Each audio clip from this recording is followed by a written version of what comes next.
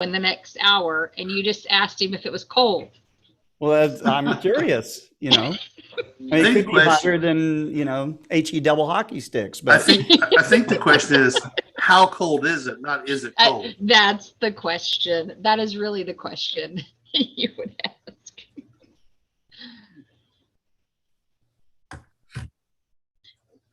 Now, Dan, do you get out in the freezing cold and do some bird watching and things like that? I've been known. I literally, in my earlier days of birding, like 30 years ago, I mean, I could be in the middle of the blizzard in the foothills looking for stuff. No, I don't do it anymore. I mean, I have a great appreciation for it, but I'll let other people go out there when it's miserable. Actually, almost worse than snow is wind. Yes, I've had to be. I've went out to shoot houses in the wind, and it's so cold and bitter, and anyways, yeah. What are you shooting houses? Does the bullet drop behave differently when you're shooting the house?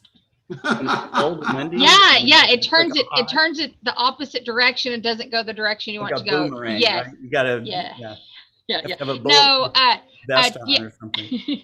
I used to take pictures for a couple of realtors, and so I used to take pictures of houses and stuff. And boy, you about freeze your tail end off doing that. Yeah, but if it were 20 degrees, it would be really miserable. Yeah. That's a nice snowy owl you got there. Yeah, thank you. He keeps it on his shoulder like a parrot.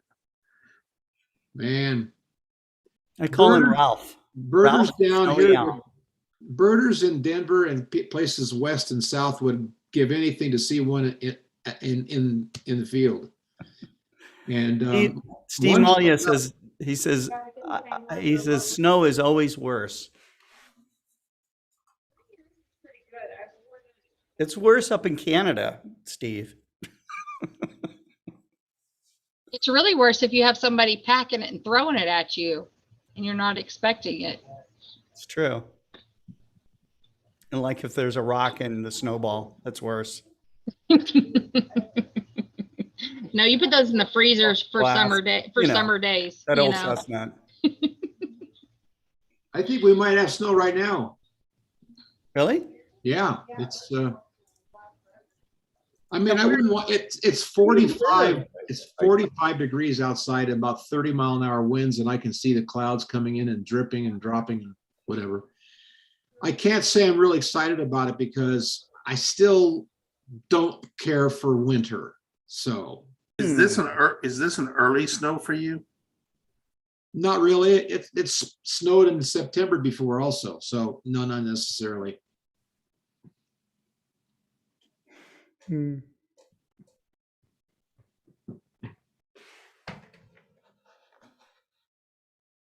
I'd rather be in Arizona right now birding. Looking at the vermilion flycatchers, Kent. Indeed, of which we might have a picture. So Dan, I have pinned down, it looks like we pinned down the dates for the next Arizona Dark Sky Star Party that will be just outside of Oracle, Arizona. Yeah. And that's down a famous birding corridor. Do we have a date for that, Scott? 22nd through the 26th? September. Yeah. You mean next year? Next year. Oh, okay. Where is Well, Oracle? this year, because we're going to go back September. Well, I knew that. What do you? Yeah, I may be dumb, but I'm not stupid. I mean, Oracle is northeast of Tucson. how many miles? About, if you know how far Benson is, I'd say it's probably half the distance as it is to Benson. I'll find out. It's down some more twisty, windy roads. I'm sure you got incredible skies. It's 54 minutes, 35 miles from downtown Tucson to downtown Oracle. Got it. So Scott, is there camping at the state park? There's not, is there? More later. The burrowing owl is one of the smaller owls found in Nevada. And unlike other owls, it can be seen during early daylight hours, watching for predators or searching for prey. But eventually it will retreat to its burrow to escape the heat of the midday sun. Burrowing owls will select abandoned burrows or may actually share a burrow with ground squirrels or prairie dogs, depending on their location. And much like prairie dogs, when predators arrive on the scene, they will bow and chat before flying off or descending into their burrow. Owls are great at pest control. Their diet consists of caterpillars, moths, spiders, a wide variety of small lizards, as well as just about any rodent it can catch. Long, spindly legs help it run after prey when necessary. Keen eyesight can help it spot the smallest of prey from great distances. In order for biologists to study these birds, they had to find a way to get into the burrow without disturbing the nest. The solution was a mobile video camera that could probe its way in and get a first-hand look. Oh, look at him. In spring, the parents take turns sitting on the nest of eggs so that one can go off and hunt for food.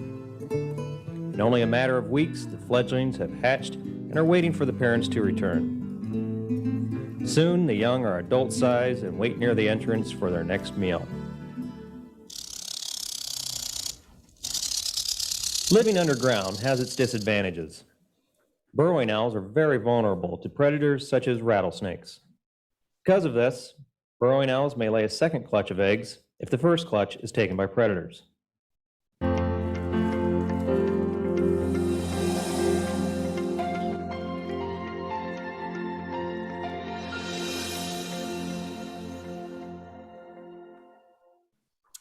Well, hello, everybody. This is Scott Roberts from Explore Scientific and the Explore Alliance. And I'm here today with our regular cast of characters here. Dan George, of course, the namesake of the program, On the Wing with Dan George. Annie Scarborough from the Explore Alliance, and Kent Martz, who has provided us with some great images and has rallied together most of this programming. So Kent and Dan, why don't we let Annie come on first and she can give us an update as to what's going on with Explore Alliance.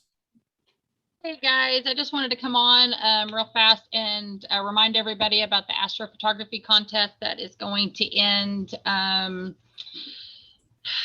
the end of this month. I cannot believe it's already, it's the 14th. So the end of, 2 weeks. You got 2 weeks to get that, to get your entry submitted and things like that. So, but I wanted to, because I've actually had some comments made about the calendar. I am so thankful for our members that pay attention to our calendar, because I've had some extra duties put on my plate, and I did not realize that our calendar went missing for a little bit, and somebody notified me and let me know that it had gone MIA. And so Scott and I one night started messing with it, and we figured out that we had to put in a brand new app, calendar app.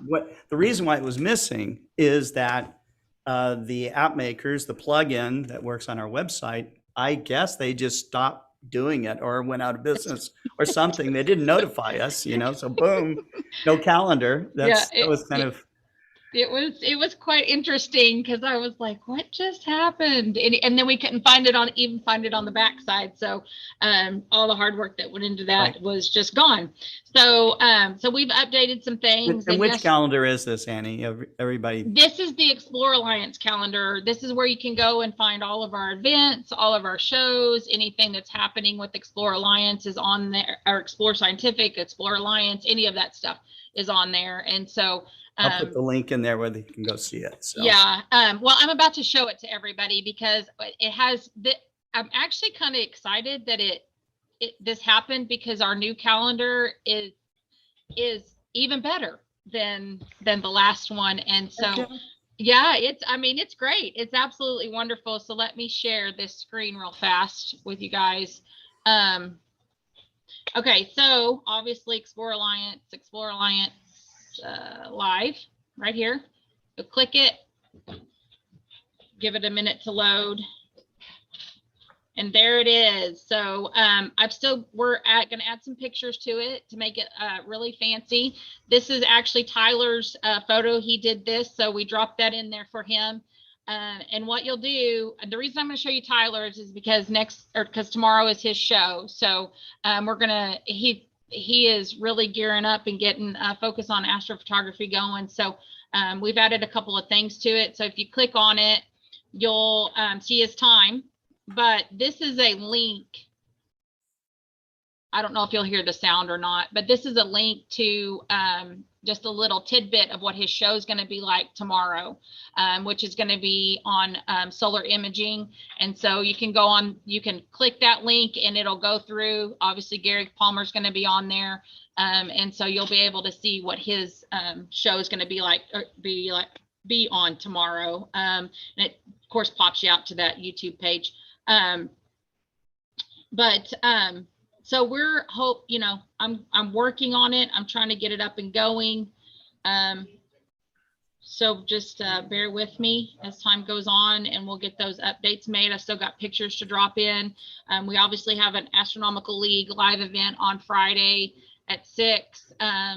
And then I'll drop those links on there. And then of course our regular shows are going to be on there, but I'll start dropping pictures in there. So it's just going to be, it's really a lot more visually pleasing. And we're just trying to make it a little bit more interactive with hashtags and links and stuff for everybody. So yeah, so that's kind of what happened to our calendar. So, but yeah, the astrophotography contest, please enter. Please What's the enter. subject? What's the subject? Solar image, the solar system, anything within the solar system. So we changed it. I think we were just doing the sun, and then we changed it to anything in the solar system. So I've got some pictures of cute kids. Are they in the solar system? Did you throw them out in space?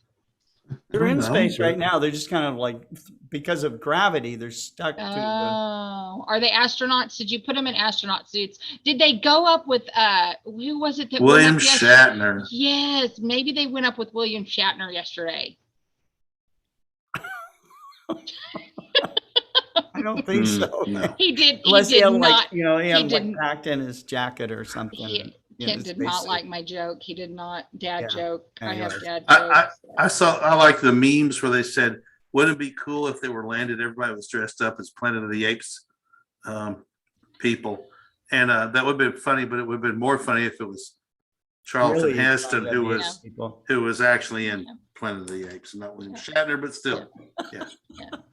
What would have been funny is that the crew to go pick them up would have all had like Hollywood effect Yeah, level Planet of the Apes faces. You know? exactly. That's what I'm saying. That would have been Drag funny. them out of the capsule, Yeah. Anyways, okay, we digress. Right. We digress. Yes, but that's I haven't had much going on with Explore Alliance just because of some changes within customer service, and we have a great crew here working with us. We have 2 new employees and loving them. They're amazing, amazing help. They bring a lot of stuff to the table, and so they're learning a lot, and it's been really good. So, and we have Tyler back. I'm going to say it on live TV. I'm very thankful Tyler is back. So he is an amazing boss, and I'm very thankful that he's back with us. So Is he after his standing surgery- over you right now, Annie? I can't tell you. He's behind the moon. He's hiding. Oh, okay, yeah, He's on the dark side of the moon.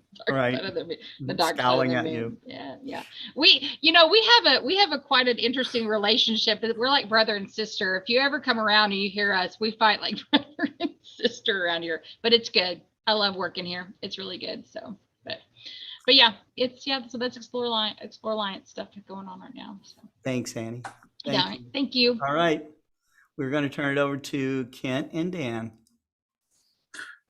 And so away we go. Can you see my screen? Yeah, it looks like it. And I remember to turn on the sound too, so that's always good. So on the wing with Dan George. Hi, Dan. How are you? Hello, Kent. I'm fine. I hear rumors that there's sky dandruff in your forecast? It's happening right now as we're speaking. It's I came on like 5 or 6 minutes ago, it was 45 degrees. Now it's 41 degrees and snowy. How much forecast? You gonna get a bunch or not? Well, it's supposed to continue on and off until 2 or 3 in the morning. So I would have, my guess is there could be 1 or 2 inches of snow. So we're leading up to the start of the show. We were talking about you don't do any winter birding anymore, going out in the snow, although you used to, right? I am used to do it a lot. It was really the thing for me to do. For young birders and, even those that are not in their 70s, I know I don't look it, but anyway, I'll let them do that, Being able to talk about birds with you all and your audience is a privilege. So let's go ahead and do it. All right, so here we go.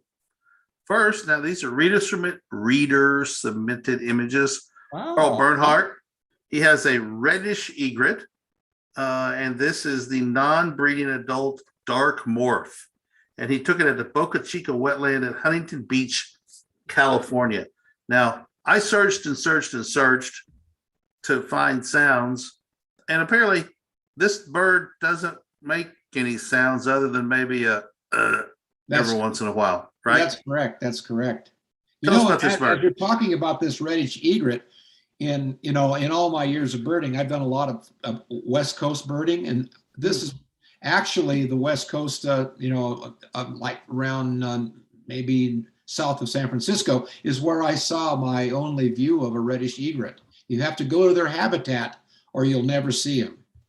And, looking at the map here on the screen, they're literally coastal birds. Yes. Initially, when I looked at this map, I thought, no, this isn't right. And I realized, okay, these have to be coastal birds. And yes, there is a line coming up Baja California up into extreme Southern California, which is where Huntington Beach is. So talk about the color phases of this, Dan. Okay, the male is the one that has the reddish breast and head and crown. The female would not. It'd be more of a washed out beige.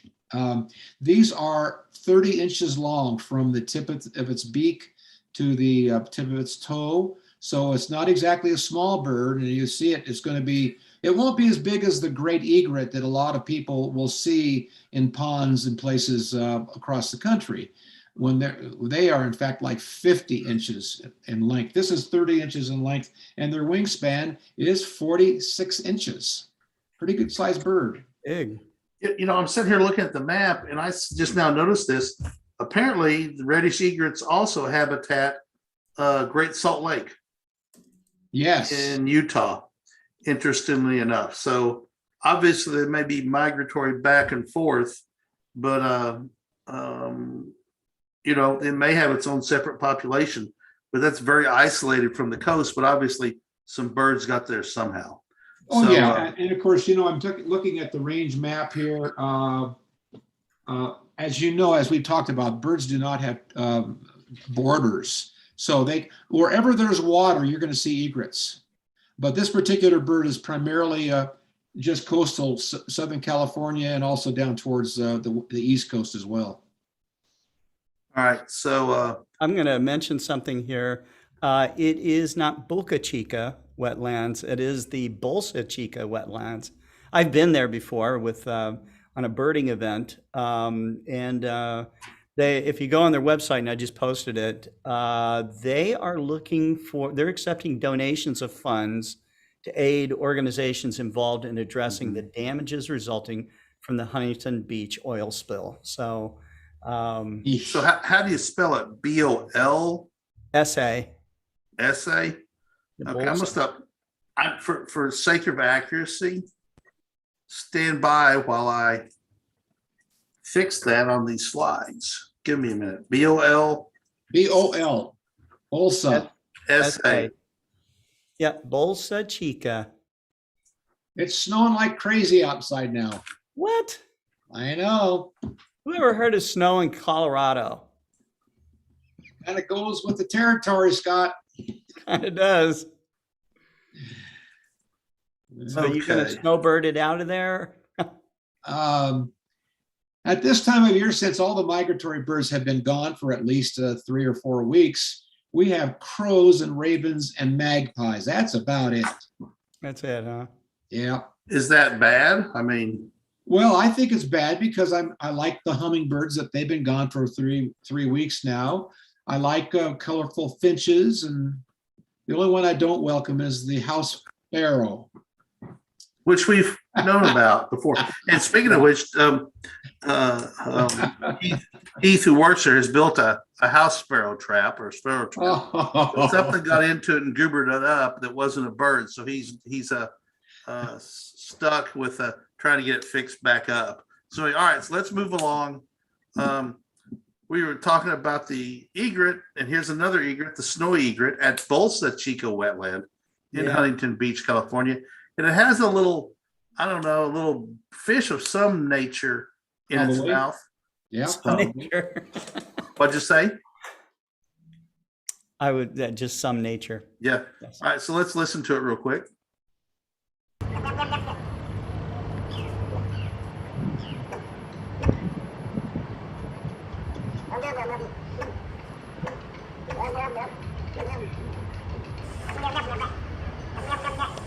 Almost sounds like a Muppet. Like a cartoon voice, it does. That's a mockingbird. Yeah.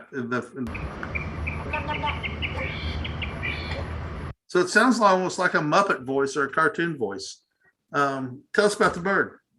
This is smaller than the reddish egret, the reddish being 30 inches. This one is 24 inches. The cool thing about this is that if they're there, you'll see them because they're as white literally as the snow outside of my window right now. And they have a 41-inch wingspan. And they'll basically stand in water up to maybe, like their elbows, if you were to call it an elbow. And they basically are great fishermen. Field marks are obviously the beak and that yellow eye patch. Would that be? Well, basically, here we could go into detail on every bird, but we don't because we talk about other things. Once you see this bird, it could only be a snowy egret.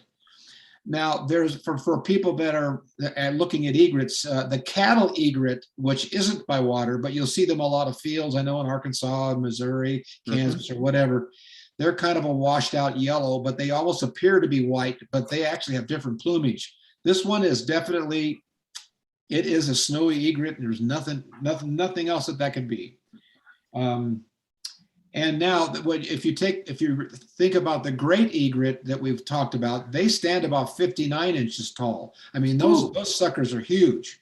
And so, but this one is only 24 inches, and it's obviously by its size is a snowy egret, and you'll find them always where water there is. Wait, I mean, 5 feet tall?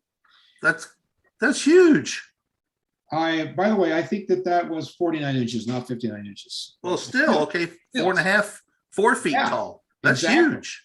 I That's know. a huge tall bird, So obviously, the southern half or southern 2/3 of the United States has them at least sometime, either during breeding or migratory season. Looks like they do not get up into the Great White North at all, up into Canada. Again, photo by Carl Bernhardt. We appreciate him sending in his photos. And anybody else that watching is free to send in their images as well that they own and took. And Scott will post the address in the chat. It's Explore Alliance at explorescientific.com. So moving on, here is the spectacular summer tanager. Let's listen to it real quick.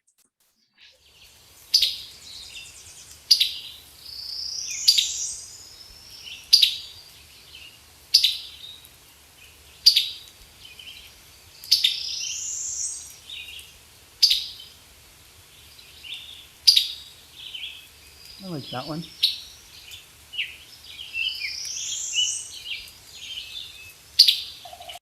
All right, what we heard there was their chip notes.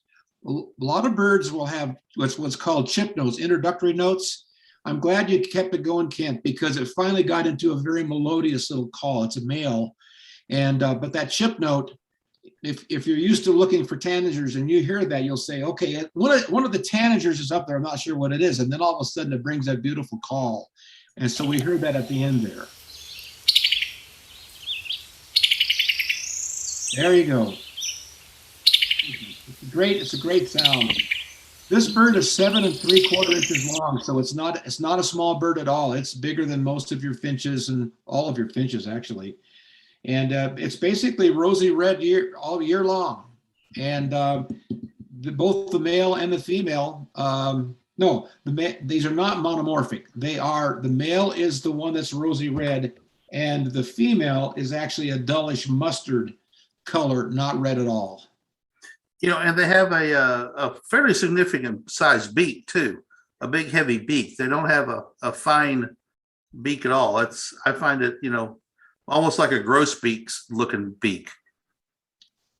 You know, a lot of times the size or the shape of a bill is based on the type of food that they eat. So this is it's not exactly like a grosbeak that's going to be cracking big nuts and fruits and stuff like that. But it basically will eat insects and anything else that's living that's small, you know.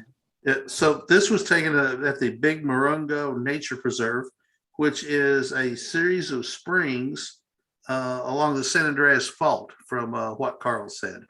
But yeah, that being said, it's pretty much seen everywhere where the birds are migratory. I mean, you can see from your map that it's pretty extensive. Right. You know, and again, the southeastern United States up to almost to the Great Lakes and into Pennsylvania, according to the migration map, and then Texas and the Arizona, New Mexico area. And as you can see, that little inclusion going right up there is probably where the Big Morongo Nature Preserve is. So well within the map range of the bird. All right. So but Morongo, by the way, is about 20 miles west of Palm Springs. okay. I've been there. I've birded there before. It's a fantastic place. You know, like a lot of these migratory birds, the colorful ones, you're going to basically see the probability of them being in the southeastern states, central states, and also south of Colorado. I mean, most of these birds are not going to be found in Colorado, Utah, and so forth. You can see it pretty much goes towards the East Coast, but it doesn't go up to Maine. Mm-hmm. Interesting. It's fascinating to see how the migration and the habitat pattern or the range pattern changes from bird to bird. Yes. You think they'd just sort of all be the same, but they're not, for whatever specific food and habitat region that they prefer. Okay, so moving along, here is a vermilion flycatcher. So Yeah, that's nice. that is, I don't remember where, I meant to put on here whether this was taken. It might have been at Bolsa Chica, but anyway, again, Carl Bernhardt took it. A crazily colored bird. Let's listen to it real quick.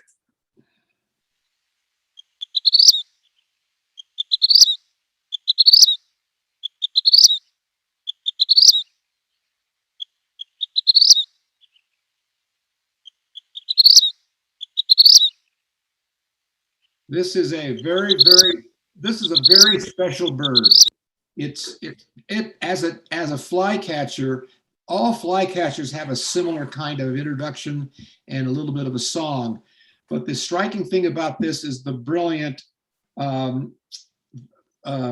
vermilion color, which is basically reddish with a little bit of orange in there.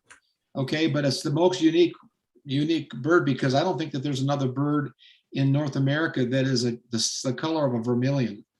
It's beautiful. You know, it looks like a cross. I mean, it looks like a standard sparrow brown back, and then this explosion of this crazy color on its front and its crest. It's just a striking bird, and you can't, once you see it, it's going to stick out like a sore thumb. However, now, if we saw its female counterpart, you're in trouble because it looks like a sparrow or a finch. Right. Because but there's like no vermilion to speak of on the female. It's basically grayish brown above with a dark tail. And but I tell you what, for folks, if you go birding in let's say in the Tucson area, anywhere in Arizona, New Mexico, West Texas, they'll be on golf courses. They'll be basically found where there's fields. And it's a spectacular bird. And once you see a vermilion flycatcher, man, it's an exciting moment. So they don't look like they're very big birds. No, they're just 6 inches long. So not a tiny bird, but basically size of a big sparrow, basically, for a comparison. Okay. Yeah, that would be.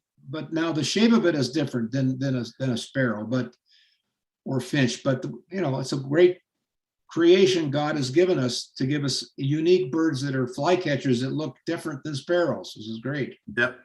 All right. So moving along, we got a couple other pictures of a vermilion flycatcher. This coloration looks really orange, and I think it's because it's in the setting sun and it's got that golden hour light on it that really made it change color and look significantly more orange than it really is. You agree with that, Dan? I would agree that there's been a difference in the coloration of this photograph. That first one you showed, Kent, that's about as legitimate as you're going to find that previous picture. Yeah. And then we got one more. Here's the That female. looks like the female. That's the female. That's the female right there. So it's a pretty bird. Nice colorations. Yeah, it is.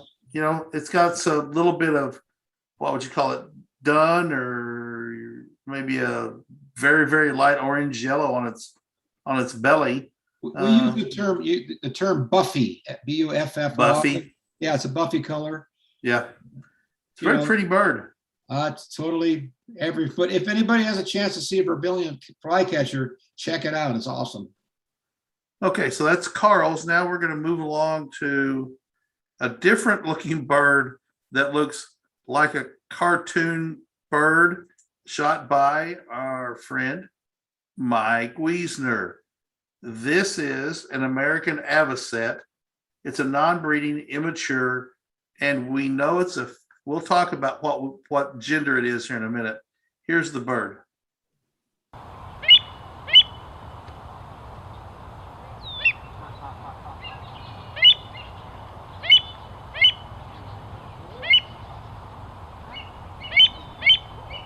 Notice that it's standing.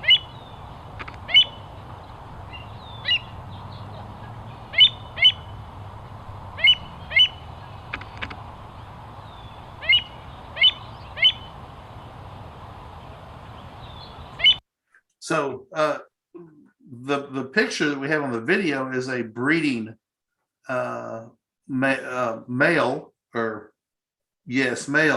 I believe, but it's in breeding plumage. It has a darker head. That's what makes this avocet a non-breeding or an immature bird. But what gender is it, Dan? How do we know that? This would be a female, because in the field guides that I look at in preparation for this show, it clearly shows where the female's bill, of course, is long, just like the male, but it's also upturned. It's upcurved.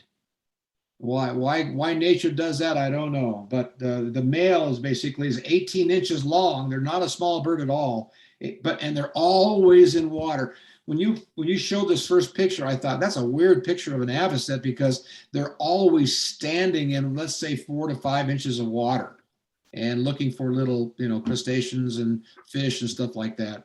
But this would be a female, and the black wings and the bright white scapulars. If you take a look on the side of the bird, that's considered the scapulars, which is the middle range of feathering. That when they fly, that just flashes white. Okay, but when they land or they're standing still, you can even see from the picture you have in there with the map, you can see that scapular. It's a really bright and white. And this was taken at the Salton Sea. Yeah. Which is, again, more and more brackish as time goes by, is my Man, understanding. if you could stand the smell around the Salton Sea, then you're an amazing person. It stinks like crazy because there is literally hundreds of thousands of birds on the Salton Sea because it's water, it's warm, there's no snow within hundreds of miles. And there's all kinds of nutrients in the water. It's terrible. Terrible. It's interesting how the Salton Sea has gone from being a destination in the 40s and 50s to being a place that stinks. That only bird watchers would want to go Yeah, to. only. But you see, I've seen videos of people, water skiing on the Salton Sea, and times have changed for the Salton Sea, most Yes. assuredly. Yes. Obviously those long bills are used for sweeping back and forth in the bottom layer, the top layer of the mud, looking for little invertebrates and crustaceans, right? Exactly. I will tell you, everybody that's watching this, the American avocet is one of the most impressive water birds. It's just absolutely a fantastic bird to see. I'd recommend you go into the internet and look up American avocet and look at some other pictures beyond the ones that we have here. It's just a spectacular bird. And the coloration of the male is just, this one looks bleached out, but the coloration of the male is in a really good picture is fantastic. Yeah, they have a ruddy almost looking head from the picture, a brown to sort of a ruddy head. Yeah, yeah. Yep. All right, so moving along. Here is the rare migratory blue angel, taken from the Boca Chica wetlands in Huntington Beach. They're showing their winter plumage right now. Carl took it. Let's listen to the migratory blue angel here.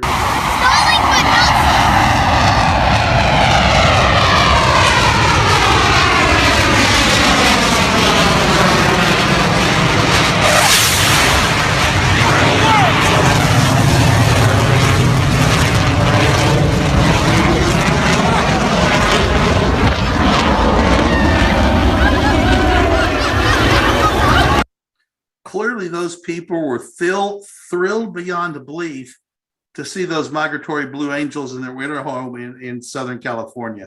I could add something there. Go ahead. I was talking to someone that was there on this was last Saturday. The show was supposed to be Saturday and Sunday, and Saturday was just like we've seen here, and I've seen it on TV as well. Spectacular blue angels. Whenever you can see them, it's fantastic. Anyway, they determined they discovered the oil spill sometime that afternoon, evening, and they had to cancel the Sunday show. And there are several hundreds of thousands of people that go down to the beaches from Huntington Beach down to Bolsa Chica.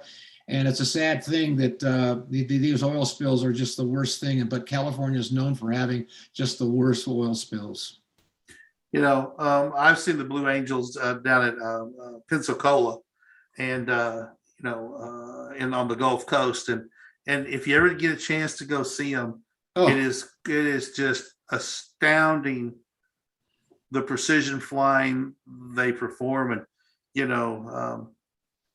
Carl mentioned he had a photo of a migratory blue angel. I said, well, send them to me because I'll put them in the show. So I just thought it'd be a fun little twist to add that. So anyway, moving along. And here's, closing picture for the flying part of the show. This is an unidentified dragonfly on a mint plant. I find that photo to be mesmerizing. The delicate structure of the wings, the details in the eyes. As you said, God's creation is immense. Amazing to see something with transparent wings, but yet can fly. And I don't know. I'm not an entomologist, but I can say that there's one or two species of dragonflies that live up to just 2 days, and then they perish. Isn't that amazing? They live to breed, and that's it. 2 days though? 2 days. Yeah. Now, don't they morph? I mean, what's the life cycle like of a dragonfly? They're in the water I don't for a think it's while. like I don't think it's like a butterfly. I actually don't know. I really don't know. They start That- off as like a ground squirrel, and then they become for 2 days a dragonfly. They shed their skin and transform into an exoskeleton species. It's crazy. Yeah. All right. So we're also going to talk about spotting scopes today. And spotting scopes are a great tool for bird watching because you don't have to hold them up to your face, and you can get much more significant power. We're going to talk about that as well. There's generally two styles of spotting scopes, straight through, which is on the left, and the 45-degree angle spotting scope, which is on the right. Obvious difference is one, you're looking straight through it, and the other one, you can look down into it. I tend to like the 45-degree angle one better. Dan, what's your experience with them? It's all right. If you have a sore neck, but you want to watch it, you want to look at a bird that's on the top of a 200-foot pine tree, the 45-degree eyepiece is fantastic. But birders, and myself included, whenever I go anywhere birding, I always take my spotting scope. It's a straight through, and the reason why, if you get a good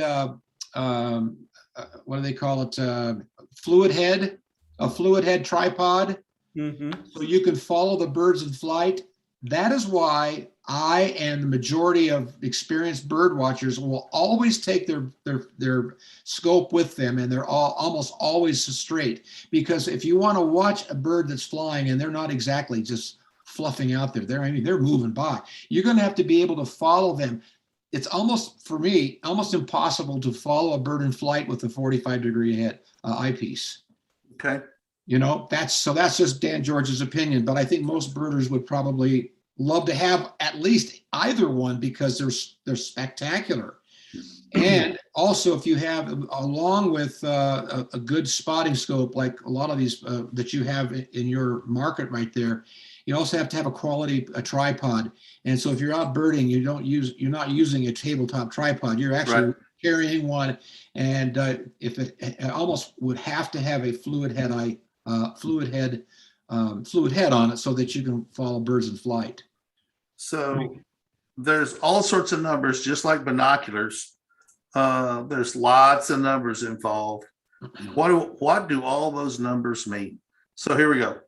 If we look at the 20-60, the 20, the first and second sets of numbers shows the magnification.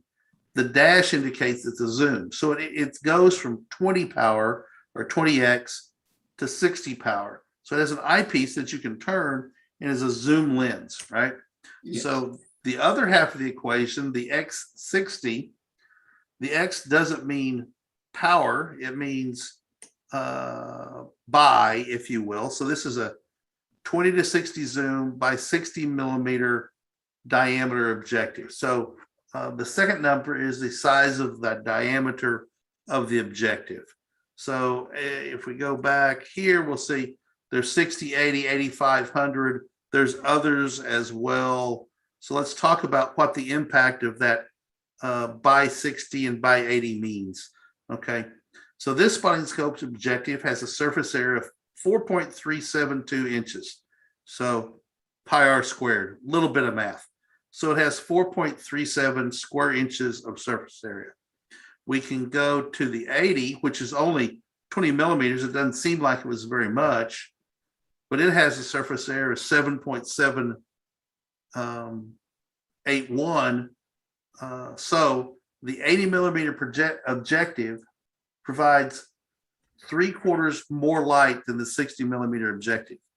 And that's important, right, Dan? Absolutely. Because why is that important, Dan? That right there, 75% more light for just another 20 millimeters is absolutely spectacular, and it's kind of hard even to understand it, but it's true. If you're out birding with somebody that's got a 60 millimeter outside lens diameter, and I have my 80 millimeter, you look through the two and you can see color contrast, you can see detail, whereas with the 60 millimeter, It's a little bit foggy. It's not quite as bright as you'd like it to be. It's about brightness. It gathers more light. Yeah, and of course, if you're an astrophotographer or an astronomy fan, you'd want to have a 200-inch because you're looking at deep sky and you need to have all the light you can get. Right, on faint stuff. But the same principle applies to daylight viewing. That brightness makes the colors and the details look better. And they have the exact same magnification power. Side by side, the field of view is going to be the same, but real close to the same. But that bigger objective gives you much more light. Now, you start getting up into the 100s, those start getting pretty big and pretty heavy. And so everything is a trade-off. It's nice to have a small light one because you can use it, potentially carry it longer, but you get so much more light with a bigger objective. And not that much weight difference as well, because it does come down to the glass. So spotting scopes, many come with small tripods because they're nearly impossible to hand hold. And these are both come with tabletop slow motion control tripods. But as Dan said, they can be mounted to a standard tripod, a monopod, or I've even seen adapters that mount onto a vehicle window. It has a little sleeve that you can drive around and put on your car window, roll it down part way. But clearly going with either a tripod or a monopod out in the field, monopod being a one-legged tripod, if you will, having a device to mount it on so you don't have to hold it up is critical for spotting scopes because they are so heavy and become unwieldy. Go ahead. Can you reply to this question here? It's my understanding the larger the objective lens, the higher probability of better resolution. That is correct. A lot of the resolution comes down to the coatings and are they multi-coated, fully coated, all sorts of other things. The quality of the prism has a lot to do with it. And like anything else, buy the best one you can afford. There are differences between inexpensive, mid-range, and high-range binoculars, spotting scopes, and telescopes. It's just nature of the beast. The better coatings, the better prisms, the better machining costs more money.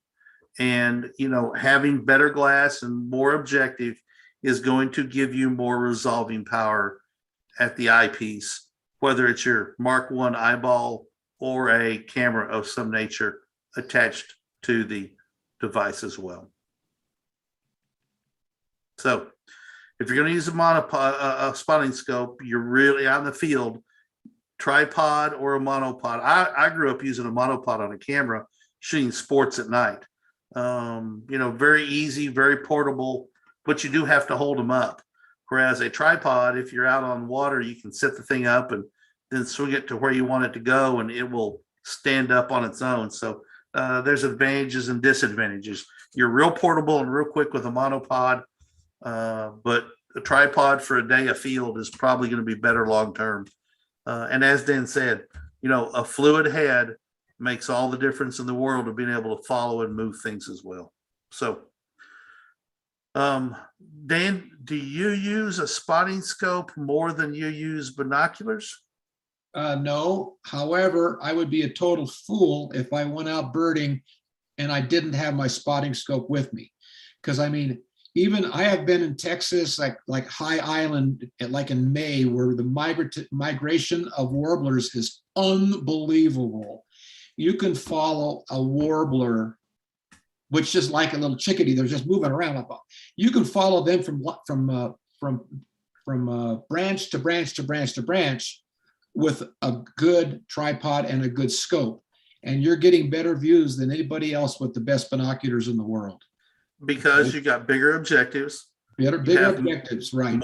More power for magnification, and just generally better optics as well. Yeah, one thing I want to add, since my background really is optics, If anybody buys a scope that's, let's say, a 20 to 60 or 15 to 45, whatever, you got a variable eyepiece like that, always start at the lowest power, because Mhm. that's a wider field of view.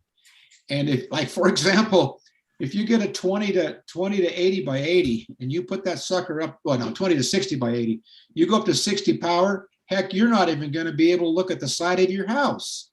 Get that thing down to 20 power, get your field of view nice and wide, and then you can zoom into what you want to look at. Right. And, That's rule number And one. to Dan's point before about aperture, given that everything else is equal, okay, same kind of coating, same kind of prisms, same kind of more aperture always wins out. It will give you from scope to scope more resolution with more Absolutely. aperture, and that's where the real power of the scope is. aperture is always king. But Dan is exactly right. Whether you're using trying to find a star or a planet in the sky, or an American avocet or a warbler or a chickadee sitting on a branch, if you start a high power magnification, finding it is very difficult to point your device at it. I'd also add another thing too, another advantage to having a spotting scope.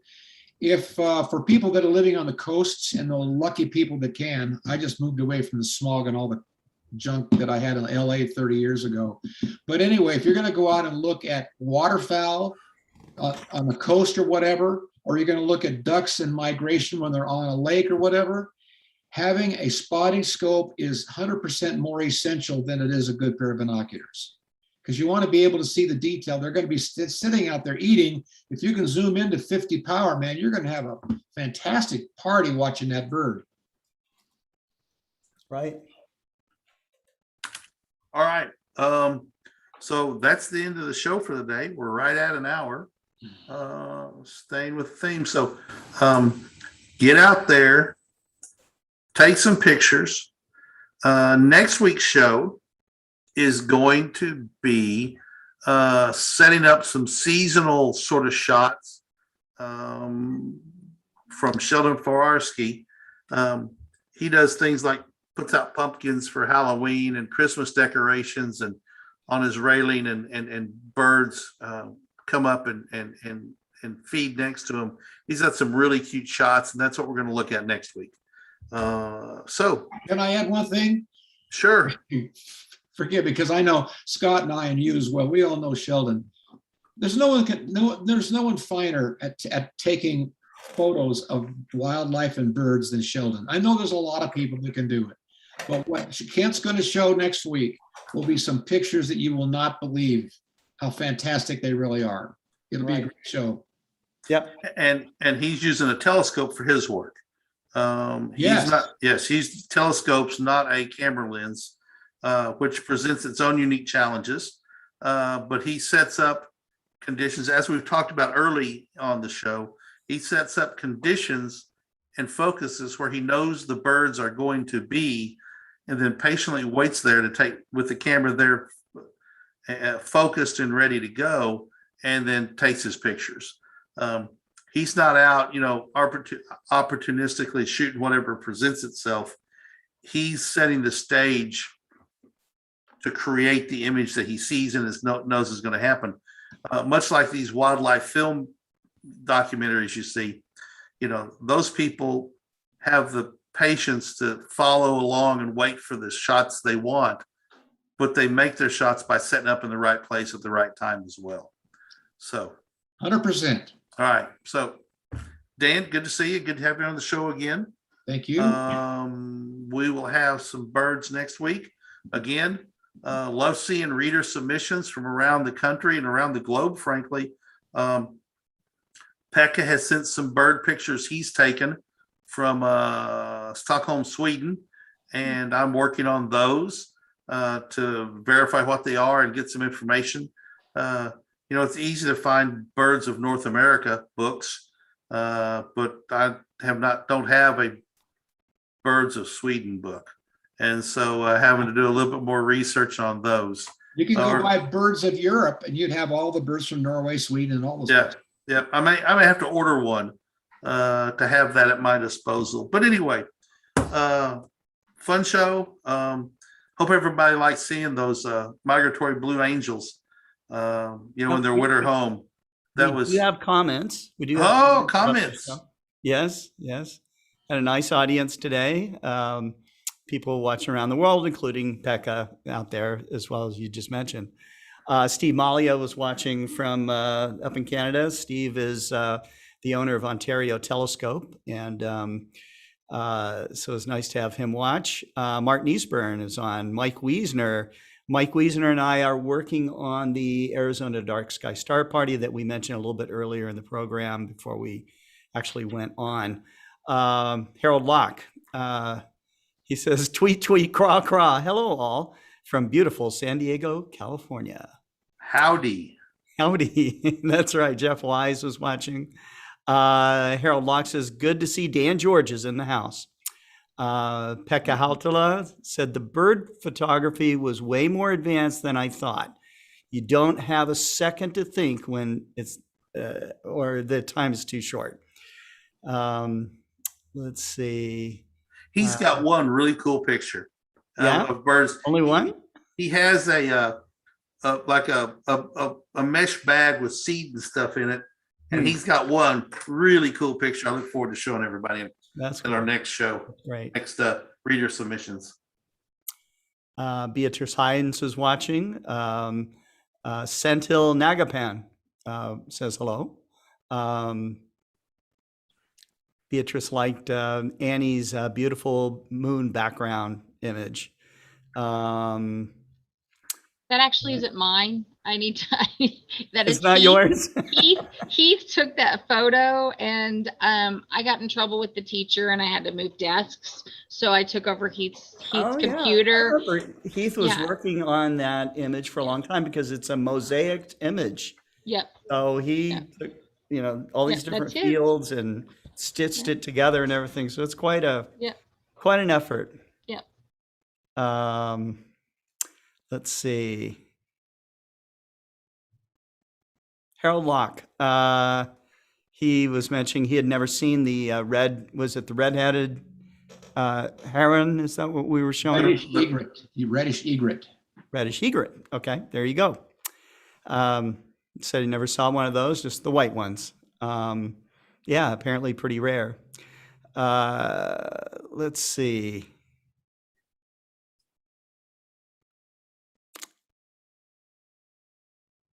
Martin Eastburn is saying we used to get flocks of snowy egrets.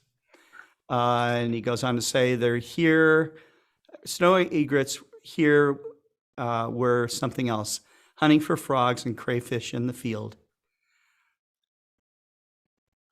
Harold also says he sees white egrets in the vernal pools about 8 miles inland from where he is.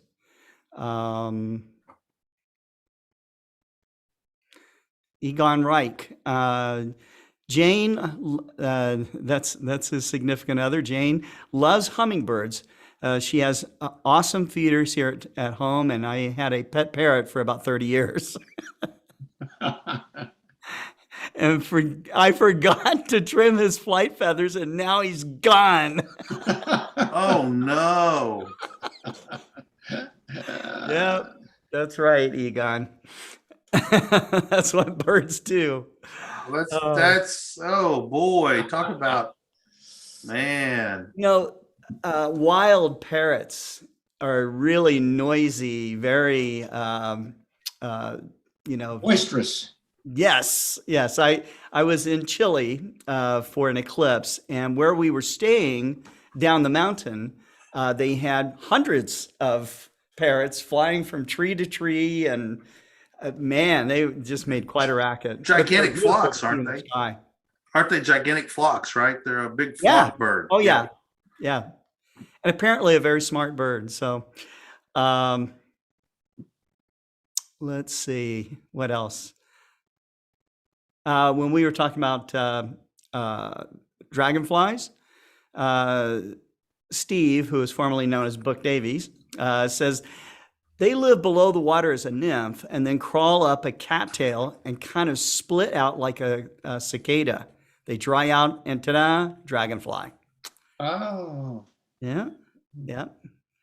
I Beatrice think they're Hines called- has a question for you. She says, Kent, are macro photos about winged insects also allowed to submit for the show? Because I have lots of them, more than birds. I'll be happy to take reader submissions and find a home for them. Okay. Great. In regard to spotting scopes, Steve said those spotters are good for digiscoping too. So yeah, you can take photographs through them.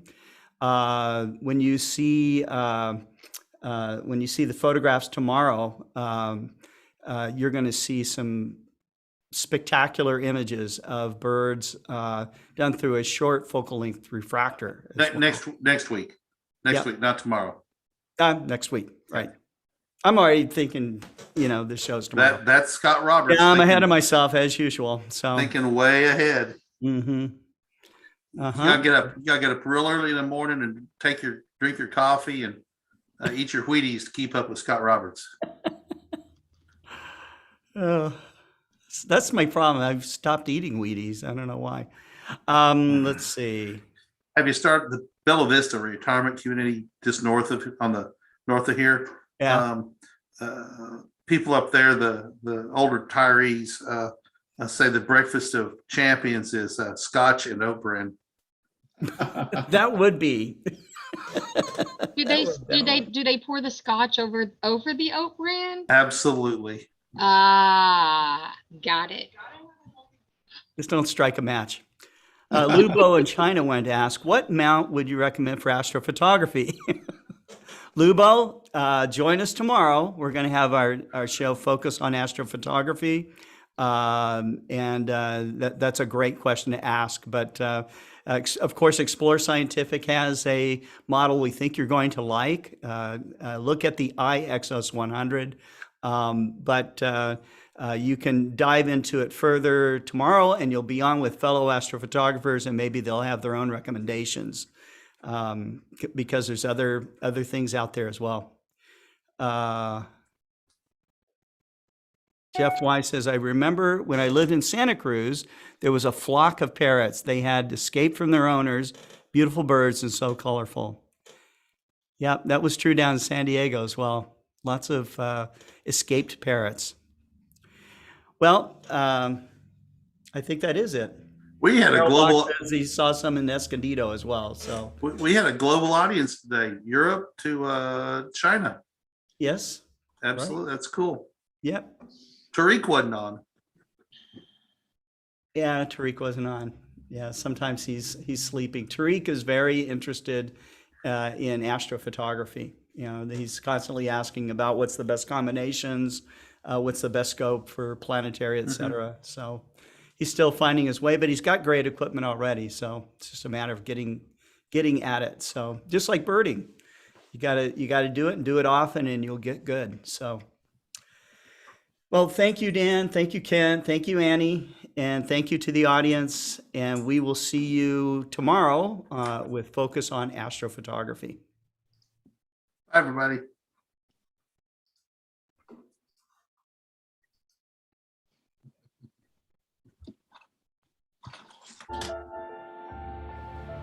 Hi guys, Tyler here with Explore Scientific. Make sure you guys tune in every Friday at 4 p.m. Central Standard Time for Focus on Astrophotography. This week we're going to have a very own special guest, Gary Palmer, a world-renowned solar imager. He's going to talk about some basic software, and we're going to talk about the sun, which telescope to use, which either camera you can use, some safety aspects. It's awesome. How to polar align on the sun. Again, that's Friday, 4 p.m. Central Standard Time. Focus on Astrophotography. Hope to see you guys there.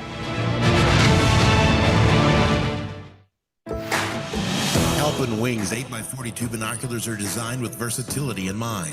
The BAK4 fully multi-coated optics, combined with the lightweight and ergonomic open-hinged body design, make these waterproof binoculars the perfect tool for any situation or weather.